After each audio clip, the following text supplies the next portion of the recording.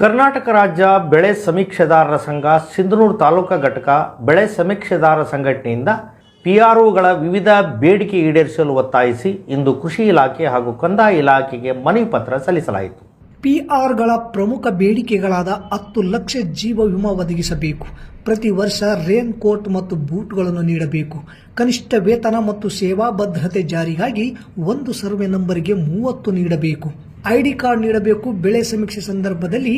ಮೃತಪಟ್ಟಲ್ಲಿ ವಾರಸುದಾರರಿಗೆ ಕೆಲಸ ನೀಡಬೇಕು, ಕಾಯಂ ಆಗಿ ಕೆಲಸ ನೀಡಬೇಕೆಂದು ಒತ್ತಾಯಿಸಿ ಇಂದು ಸಂಘಟನೆ ವತಿಯಿಂದ ಮನವಿ ಸಲ್ಲಿಸಲಾಯಿತು. ಈ ಸಂದರ್ಭದಲ್ಲಿ ಉಲಿಗಯ್ಯ, ಅರುಣಕುಮಾರ್, ಅಂಬಣ್ಣ, ನಾಗರಾಜ್, ಬಸವರಾಜ್ ಹೊಸಪೇಟೆ, ಚಂದ್ರೇಶ್, ನಾಗರಾಜ್ ಪುಲ್ದಿನ್ನಿ,